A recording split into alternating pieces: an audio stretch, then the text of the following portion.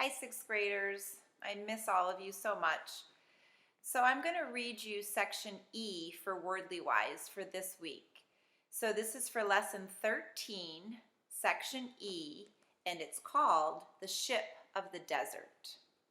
Picture a long line of camels wending its way slowly across the skyline. This sight was once a common one in the North African and Arabian deserts. The animals are dromedaries, the kind of camel most familiar to people in the West. The Bedouins, the migrant people of the Arabian and Sahara deserts, call the dromedary the ship of the desert.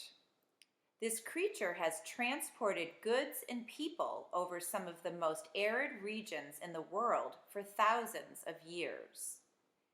Bearing its burden patiently and seemingly oblivious to hunger and thirst, the dromedary can keep up a steady, plodding gait over great distances. It can travel 50 miles a day for up to 5 days without showing signs of fatigue.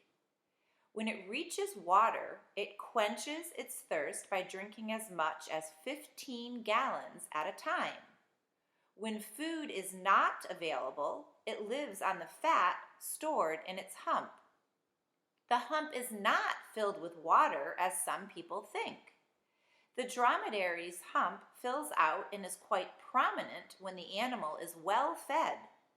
It gets smaller as the fat stored inside is depleted. The dromedary is very well adapted to life in the desert. Its broad feet do not sink into soft sand. It can close its nostrils completely during sandstorms while protecting its eyes with double rows of eyelashes. The dromedary is comfortable in the searing heat of the desert. It will stretch out in the full glare of the noonday sun, even though shade may be available.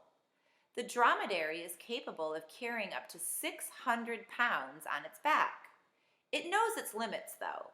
If given too heavy a burden, it will obstinately refuse to budge until the load is lightened. Closely related to the dromedary is the Bactrian camel. Its habitat is the cold desert regions of Siberia in Central Asia. The Bactrian camel is smaller and sturdier than the dromedary. It has shorter legs and is covered with long, shaggy hair. Its coat protects it from the rigorous Siberian climate. But the most obvious difference between the two types of camels is their humps. The dromedary has a single hump. The Bactrian camel has two. Although both kinds have been domesticated for thousands of years, the Bactrian camel, unlike its cousin, is still found in the wild. To the Bedouins and the migrant people of Central Asia, the dromedary and Bactrian camel are much more than beasts of burden. Their hair provides wool for making clothes and carpets. Their hides can be used to make tents and footwear. They can be milked like cows, and their meat, which tastes like veal or beef, forms an important part of these people's diets.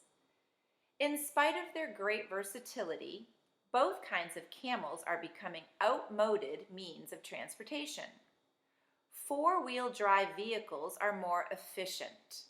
They can travel faster and further and carry heavier loads. That long line of camels wending its way across the Arabian desert is disappearing from the modern world. Like the American wagon train that headed west in the 1800s, it may someday be seen only in the movies. And that is The Ship of the Desert. Take care.